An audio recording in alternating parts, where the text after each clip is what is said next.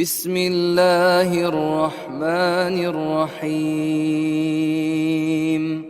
قل هو الله أحد الله الصمد لم يلد ولم يولد ولم يكن له كفوا أحد. ரஹ்மத்துல்லாஹி வபரகாத்துஹு. வலைக்கும் அஸ்ஸலாம். நான் ஒரு ஸ்கூலில் ஒர்க் பண்ணுறேன். அப்போ அங்கே என்னென்னா டீச்சர்ஸ் டே வரும்ல, செப்டம்பர் 5. அப்போ என்ன பண்ணாங்க, அந்த பிள்ளைங்கள்லாம் ஏதாவது டீச்சர்ஸ்க்கு gift கொடுக்குறது, சாக்லேட்ஸ் கொடுக்குறது, அது போக விஷ் பண்ணுவாங்க. இதெல்லாம் அந்த தரப்புடைய கிஃப்ட்டு அதெல்லாம் வாங்கிக்கிடலாமா? அது ஏன்னா அது ஒருத்தருடைய பிறந்த நாளை தான் டீச்சர்ஸ் டேயாக கொண்டாடுறாங்க, சரியா? அப்போ அதுக்கு தரும்போது அதை வாங்கிக்கிடலாமா? அதான் என்னுடைய சந்தேகம். அஸ்ஸலாமு அலைக்கும். ஆசிரியர் தினம் வருகிற பொழுது ஆசிரியர்களுக்கு அன்பளிப்பு கொடுப்பது, அது மாதிரியான செயல்பாடுகள் நடக்கிறது. செப்டம்பர் 5 என்று நினைக்கிறேன். அது மாதிரியான நேரங்களில் பரிசு கொடுக்கிற பொழுதோ அன்பளிப்பு கொடுக்கிற பொழுதோ ஆசிரியராக பணிபுரிகிற நாம் அதை பெற்றுக்கொள்ளலாமா? ஒருவருடைய பிறந்த நாள், ஒரு மூத்த நம் நாட்டிலே வாழ்ந்த ஒரு அறிஞர், அவருடைய பிறந்த நாளை முன்னிட்டு தான் ஆசிரியர் தினம் கொண்டாடப்படுகிறது. அந்த ஆசிரியர் தினத்திற்காக கொடுக்கப்படுகிற பரிசை வாங்கலாமான்னு கேட்குறாங்க. பொதுவாகவே நாம் வாழ்கிற சூழலை பொறுத்த வரைக்கும் ஒரு தனித்த ஒரு இஸ்லாமிய நாட்டில் நாம் வாழவில்லை. பல நபர்கள் கலந்திருக்கிற, பல்வேறு மதத்தை சார்ந்தவர்கள் கலந்திருக்கிற ஒரு நாட்டில்தான் நாம் வாழ்கிறோம். அப்படி வாழ்கிற பொழுது நாம் செய்கிற சில காரியங்கள் மத வெறுப்பை இவர்கள் விதைக்கிறார்கள் என்று தவறாக சிலர் புரிந்து கொள்ளாத வகையில் நம்முடைய காரியங்களை அமைச்சுக்கிறோம். ரொம்ப முக்கியம். தீபாவளி பண்டிகை வருகிறது, தெளிவாக புரிஞ்சு வச்சிருக்கிறாங்க. பாய் படைச்ச ஸ்வீட்டை சாப்பிட மாட்டாரு. ஏதாவது அடையார் ஆனந்த பவன்லையோ பிஜி நாயுடுலையோ ஸ்வீட் வாங்கி கொடுத்தா இணக்கத்தை பேணிக்கொள்ளலாம். அவர் ரம்ஜானின் பொழுதோ பக்ரீத்தின் பொழுதோ பிரியாணியை தரும் பொழுது நாம் வாங்கி கொள்ளலாம். இதெல்லாம் ஒரு இணக்கம். சில பேர் புரிஞ்சு வச்சிருக்கிறாங்க. புரியாமல் சில நேரங்களில் நடக்கும்.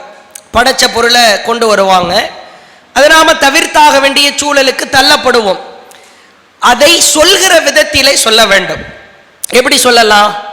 நீங்கள் என்ன பொருள் கொடுத்தாலும் நான் சாப்பிடுவேன், ஆனால் எனக்கென்று ஒரு கடவுள் கொள்கை இருக்கிறது, அவர் பெயர் கூறப்பட்டதை மட்டும்தான் நான் சாப்பிடணும்னு எனக்கு ஒரு கொள்கை இருக்குது. நீங்கள் ஒரு படைச்சு ஒரு பொருளை எடுத்துகிட்டு வந்துட்டீங்க, இந்த பொருளை விட்டுருங்க, கடையில் வேற ஏதாவது ஒரு 10 ரூபாய்க்கு ஒரு கேக்கு வாங்கி கொடுத்தாலும் நான் சாப்பிட்டுக்குவேன், உங்கள் அன்பை வெளிப்படுத்த எனக்கு அப்படி கூட செய்யுங்க. இப்படி ஒரு மென்மையா நளினமா இணக்கத்தை ஏற்படுத்துகிற வகையில் இருக்கிற பொழுது அது தாவாவாக மாறும். அது மற்றவர்களுக்கு ஒரு அழைப்பு பணியாக மாறும். அந்த வகையில் ஆசிரியராக இருக்கிற நாம் ஒரு முஸ்லிம் இஸ்லாமிய நிறுவனங்கள் நடத்துகிற பள்ளிக்கூடமாக இருந்தால் இதை ஓப்பனாகவே நாம் டிக்ளேர் பண்ணி அந்த பொறுப்பாளர்கள்ட்ட அந்த நிறுவனங்கள்கிட்ட நாம் சொல்லி புரிய வைக்கலாம். அதுவும் கொள்கை விளங்காதவர்களாக இருந்தால் சொல்வதற்கு சிரமம்தான். அல்லது ஒரு மாற்று கொள்கையில் உள்ளவர்கள், மாற்று மதத்திலே உள்ளவர்கள் நடத்துகிற நிறுவனமாக இருந்தால் மாணவர்கள் பல ஆசிரியர்களுக்கு அன்பளிப்பு வாங்கிட்டு வருவாங்க. பெண்ணு கொடுப்பாங்க, டைரி கொடுப்பாங்க, அல்லது கிஃப்டாக கூட கொடுப்பாங்க. இதை நம்மால் இயன்ற அளவிற்கு தவிர்த்து கொள்வது தான் ஆக சிறந்தது. ஆனால் தவிர்த்து கொள்வதில் ஒரு நளினம் இருக்க வேண்டும். சொல்லி புரிய வைக்க வேண்டிய விதத்தில் புரிய வைக்க வேண்டும். எப்படி புரிய வைக்கலாம்? பிறந்த நாள் கொண்டாடுதல் என்பது எங்கள் மார்க்கத்தில் இல்லாத ஒன்று.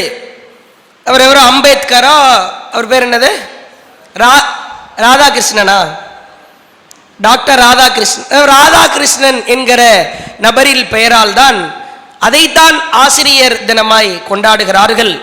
நீ வேற எப்போ கொடுத்தாலும் நான் வாங்கிக்குவேன், நீ அன்பளிப்புன்ற வகையில் 5ஆம் தேதி இல்லை, ஒரு 3ஆம் தேதி கொடுக்குறியா நான் வாங்கிக்கிறேன், ஒரு செப்டம்பர் 8 கொடுக்குறியா வாங்கிக்கிறேன், இன்றைய தினத்தில் அந்த பேரால் கொடுத்தா நான் வாங்க மாட்டேன். அது என் மார்க்கத்தில் எனக்கு தடுக்கப்பட்டிருக்கிறது என்பதை ஒரு நளினமா சொல்லி புரிய வச்சு அதை அவாய்ட் பண்ணாத அளவுக்கு ஒரு 3ஆம் தேதியோ 1ஆம் தேதியோ அந்த பேர்ல நான் கொடுக்காத, வேற எந்த பேர்லயாவது நீ கொடுத்துக்க, எனக்கான அன்பளிப்புன்னு கொடுத்து கொண்டால் அதை வாங்கிக் கொள்வேன் என்று அது ஒரு ஹிக்மத்தா சூசகமா அதை தவிர்ந்து கொள்வதுதான் சிறந்தது. ஆனால் நீங்க 5ஆம் தேதி நான் வாங்க மாட்டேன்றதையும் சொல்லிடணும்.